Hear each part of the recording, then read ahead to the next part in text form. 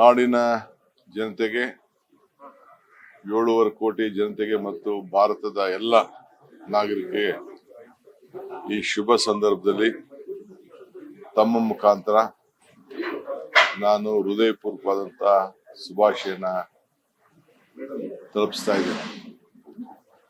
ಈ ದೇಶದ ಐಕ್ಯತೆ, ಸಮಗ್ರತೆ, ಶಾಂತಿಗೋಸ್ಕರ ನಮಗೆ ದುಡಿದಂತ ಎಲ್ಲ ರಾಷ್ಟ್ರೀಯ ನಾಯಕರ ತ್ಯಾಗ ಬಲಿದಾನವನ್ನು ನಾವೆಲ್ಲ ಸ್ಮರಿಸಿಕೊಂಡು ಇವತ್ತು ಅವರು ಕೊಟ್ಟಂತ ಪ್ರಜಾಪ್ರಭುತ್ವದ ವ್ಯವಸ್ಥೆ, ಸ್ವಾತಂತ್ರ್ಯ ಇವೆಲ್ಲ ಕೂಡ ಅಳವಡಿಸಿಕೊಂಡು ನಾವೆಲ್ಲ ಬದುಕ್ತಾ ಇದ್ದೇವೆ.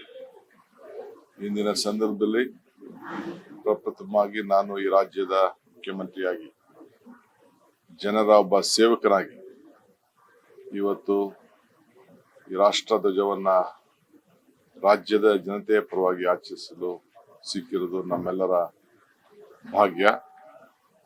ಮುಂದಿನ ದಿನಗಳಲ್ಲಿ ಈ ಎಲ್ಲ ಜನಾಂಗವನ್ನ ಕೂಡ ಒಟ್ಟಿಗೆ ತೆಗೆದುಕೊಂಡೋಗಿ ಈ ರಾಜ್ಯದಲ್ಲಿ ಶಾಂತಿ, ನೆಮ್ಮದಿ, ಸಹಬಾಳ್ವೆಯನ್ನ ಕಾಪಾಡಿಕೊಳ್ಳಿಕ್ಕೆ ಎಲ್ಲ ತರದ ಪ್ರಯತ್ನ ಮಾಡ್ತಾ ಇದ್ದೇನೆ.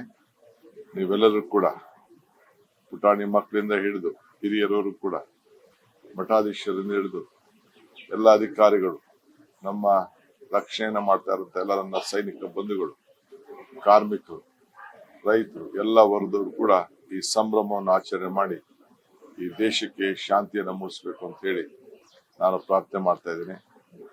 ಜೈ ಹಿಂದ್, ಜೈ ಕರ್ನಾಟಕ.